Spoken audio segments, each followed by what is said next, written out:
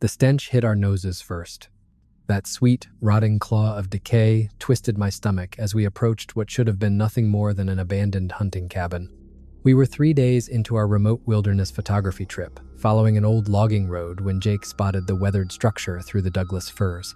"God, what died in there?" Sarah whispered, pulling her bandana tight over her nose. "I should have trusted that smell. We should have turned back right then." But as a wildlife photographer, I'd come across plenty of death in the wild. Bears claim carcasses, hunters leave gut piles. This was probably nothing more than a deer left to rot in the sweltering fall heat. We were wrong. The cabin sat in a small clearing, maybe 20 by 30 feet, its timbers sun-bleached and crumbling. The windows gaped like empty eye sockets, their glass long since shattered or stripped away. The roof sagged under decades of snow loads, but the structure still held firm. "Look at this place," Jake muttered, raising his camera. "Has to be from the 1920 seconds, maybe earlier." Sarah edged back toward a tree trunk. She'd worked as an accountant in Portland, and this deep woods discovery was pushing far beyond her comfort zone. "Guys, maybe we just get a few shots outside and move on. We've still got 3 miles to the lake." But I circled the building, drawn by something I couldn't quite put my finger on. The photographer in me was captivated by the way the afternoon light slanted through the broken panes, but there was something else, details that didn't add up. Deep gouges scored the log walls. At first glance, they looked like the typical claw marks of a bear trying to break in after catching a whiff of food, but these scratches were too high, too wide. I'd photographed plenty of bear sign over the years. These marks started at least 8 feet off the ground and stretched another 3 feet higher. "Jake, come look at this." He lowered his camera and joined me at the north wall of the cabin. "Bears, that's what I thought too," I said, spreading my fingers wide against the wood. "But check the reach. Even a full-grown grizzly didn't have claws spaced this far apart. And look how deep they cut. These weren't the marks of territorial scratching. Something had been trying to get in, or something inside had been trying to claw its way out." The front door hung crooked on rusted hinges, the twisted metal suggesting it had been forced open with tremendous strength. We edged closer, the stench of rot growing stronger with every step. "I've got a really bad feeling about this," Sarah called from behind us. "Hey, I promised," I said. "If there's something dead in there, we'll document it and report the location to the rangers." The interior stopped us cold, bones everywhere, scattered across the floor like some grotesque puzzle. Some were still partly connected in incomplete skeletons, others snapped clean in half. Rib cages curled upward from the dusty boards, femurs piled in corners like stacked firewood. Skulls grinned from nearly every surface. "Holy hell," Jake breathed. "These aren't just animal bones. Mixed in with the deer and elk skulls, tangled in antlers, were the remains of people. Hiking boots. A bright blue backpack collapsed against the far wall. A smartphone with its cracked screen catching the beam of our flashlights. A set of car keys dangling from a Seattle Seahawks keychain. "We need to call the cops," Sarah said, her voice trembling. "This is a crime scene." I swept my light across the interior walls, trying to make sense of what we were looking at. More gouges scarred the inside logs, claw marks starting low near the floor and dragging upward, as if something had hung suspended from the ceiling. "Look," Jake whispered. He stood near what had once been the kitchen area, pointing to the wall above an old wood stove. Someone had carved words deep into the logs, the letters hacked in with what looked like a blade. "It comes at night, taller than the tree line, walks on 2 legs. God help us." Beneath the plea, a date. The 15th of September of this year, just 3 weeks ago. "We're leaving now," I said. But as we turned for the door, Jake grabbed my arm. "Wait, look at that." He was staring at something in the far corner I'd overlooked. A digital camera, a high-end model, sitting upright on a makeshift shelf. Its memory card slot was empty, but the display screen still glowed faintly. "Battery's almost gone," he muttered, lifting it carefully, "but it's still on." The last photo was dated the 16th of September, 1 day after the message had been carved. Jake scrolled through the remaining shots stored in the camera's internal memory. The first few looked ordinary enough. Standard camping pictures. A group of 4 college-aged hikers grinning at the lens, standing in front of this very cabin, their tents pitched in the clearing outside. Dinner cooking over a small campfire. Then the photos shifted. Blurry night shots, taken in panic, dark shapes moving between the trees. Something tall lurking at the edge of the frame, partially swallowed by shadow. eyes glinting against the flash, far higher off the ground than any normal animals could be. The final image froze my blood, a massive hand pressed against the cabin window, fingers splayed wide across the glass. The proportions were all wrong, the digits too long, the knuckles elongated, disturbingly human yet stretched to an impossible scale. "We have to go," Sarah said sharply. "Right now." This time, none of us argued. We'd made it maybe 50 yards from the cabin when the sound began. A low rumble, everywhere at once, like a distant diesel engine idling. Except there were no roads out here, no machinery within 20 miles in any direction. The rumble grew louder, closer. Something was moving through the forest, pacing us, just out of sight beyond the thick tree trunks. Branches snapped under tremendous weight. Footsteps, but wrong. Too heavy, too far apart. "Don't run," I whispered. "Whatever you do, don't run. Back away, slowly." But even as I said it, every instinct screamed at us to bolt. The steps closed in.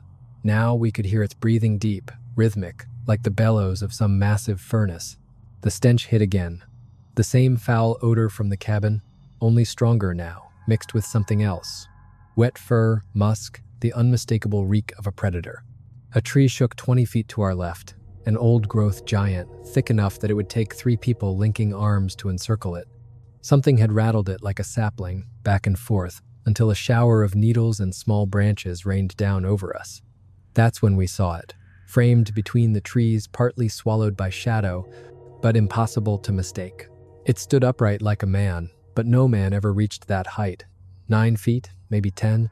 Its massive shoulders rose from a torso carved of raw muscle. The arms hung nearly to its knees, ending in hands that could palm a basketball the way you'd roll a golf ball. But it was the face that froze my heart.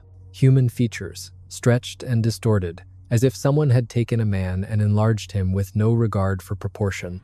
The black eyes locked on us with a terrifying awareness, a raw intelligence that made me feel suddenly small. It tilted its head, studying us with the detached curiosity of a scientist examining insects. When it opened its mouth, revealing teeth that belonged in a bear's skull, the rumbling sound returned, not a growl, not words, but something that conveyed unmistakable threat. "Camera," I whispered to Jake, barely daring to breathe. "Get the camera." He fumbled with his gear, hands shaking so badly he could hardly work the controls. The creature's gaze never left him. There was something almost like amusement in its eyes, as if it understood exactly what we were trying to do. The first photo came out completely black, Jake's trembling, too violent to steady the lens. The second captured nothing but trees. The thing had moved in an instant, faster than we could track. But the third, that one will haunt my dreams forever. A shadowed silhouette between the trunks, blurred with motion but undeniably there. One massive arm stretched forward, fingers splayed as if reaching for us. The faint suggestion of a face in the darkness, eyes reflecting light like an animal's yet filled with a consciousness no beast should ever possess. It wasn't proof. Any skeptic could write it off as a trick of the dark, a smear of motion, a play of light. But I know what I saw, but we knew what we'd seen. The creature took one step toward us, and every thought of documenting it vanished. It moved with unsettling grace for something so massive. Each footfall sent tremors through the ground beneath our boots. We ran. I have never run so fast in my life, crashing through underbrush that tore at our clothes and skin. Behind us, the low rumble swelled into a roar that seemed to shake the entire forest. Trees splintered and cracked as something enormous crashed through in pursuit. Sarah stumbled, and Jake yanked her upright without breaking stride. My lungs burned, my legs turned to rubber, but fear drove us forward. The logging road felt impossibly far away, and the sounds of the chase grew closer with every heartbeat. A massive tree toppled across our path, missing Sarah by inches. We scrambled over it, clawing at moss-slick bark, then kept running, following the narrow game trail that wound between boulders shrouded in moss. The roar stopped, which was worse. Silence. We reached the truck just as the sun slipped behind the western ridge. My hands shook so violently I could barely work the keys, but the engine roared to life, and we tore down that old logging road as though the devil himself was behind us. Maybe he was. For the first 10 miles, no one spoke. The cab was thick with the sound of our ragged breathing and the pounding of the tires on gravel. Finally, when we merged onto the highway, Jake pulled out his camera and scrolled through the shots again. "They're not clear enough," he said quietly. "Even if we enhance them, even if professionals process them, no one's going to believe this." He was right. The images hinted at something, but nothing conclusive. The dark shapes could be anything. Shadows can hide monsters or hide nothing at all. To anyone who hadn't been there, who hadn't smelled that stench or heard that roar, the photos proved nothing. "We could go to the police about the cabin," Sarah suggested. "The bones, the human belongings, the missing people. And tell them what drove us out." "You mean, tell them we were chased off by Bigfoot?" I asked. She had no answer for that. In the end, we filed a report about the abandoned cabin, claiming we'd stumbled across it by accident and left because of the stench. Authorities investigated and found exactly what we'd described: human remains mixed with animal bones, evidence of multiple disappearances stretching back months. The official report blamed it on an unusually aggressive bear, perhaps even a scavenging grizzly that had collected human remains and used the cabin as a feeding ground. The claw marks on the walls were dismissed as ordinary bear sign, photographed from angles that made them seem larger than they really were. Case closed, but we knew better. Sometimes late at night, I still hear the roar echoing through my dreams. I see those intelligent eyes watching us from the darkness, calculating, patient. The photos sit on my computer, backed up in 3 different places, waiting for someone brave enough or foolish enough to believe. Jake quit photography after that trip, said he'd lost his taste for wilderness exploration. Sarah moved to Phoenix, claiming she needed more sunlight and fewer trees. We don't talk about what happened, but we don't need to. We all carry the same nightmares. That thing is still out there. I know it. Somewhere deep in those forests where logging roads don't reach and cell towers can't find you. Something walks straight through the dark. Something that's learned how to hunt people the way we once hunted everything else. The bones in that cabin weren't the first, and they won't be the last. Sometimes I think about going back this time fully prepared. Better cameras, night vision, maybe even a film crew willing to document the truth. But then I remember those eyes, the intelligence behind them, and I realize it let us escape that day. It wanted us to know it existed.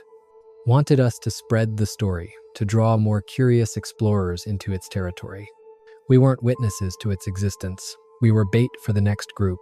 The photos still sit on my hard drive, 3 blurry frames of something impossible, not clear enough to prove, but clear enough to doubt. Every so often, I post them online, just to watch the inevitable arguments unfold. Believers against skeptics, fighting over shadows. Nobody's ever convinced. But every few months, someone reaches out in private, another photographer, an explorer, someone who's seen something similar in the deep wilderness. They share their own blurry photos, their own impossible stories. And slowly, a pattern emerges. Sightings in the Cascades, in the Olympics, in the deep forests of Northern California. Always the same description. Something massive, intelligent, patient. Something that has learned to fear humans just enough to stay hidden but not enough to stop the hunt. The reports never make the news. Officials dismiss them as hoaxes or mistaken identity. But the photos keep coming, each one a little clearer than the last, as if the creatures are growing bolder, or maybe just preparing for something. Last week, I got a message from a hiker. He'd found another cabin, this one deep in the Olympic wilderness. Same scene, bones scattered everywhere, human belongings mixed in with animal remains, the claw marks climbing higher than seemed possible. But this time, the message carved into the wood was different. They know we're watching. They're watching back. The date below the words was just 2 days old. I still haven't decided if I'll go investigate. The rational part of me says to leave it alone. Let sleeping monsters lie. But the photographer in me, the part that needs to capture the truth, no matter how terrible, keeps pulling up the map of the Olympic Peninsula. The coordinates the hiker sent lead to an area where 3 different hiking parties have vanished in the past 6 months. Official search and rescue found no trace of any of them.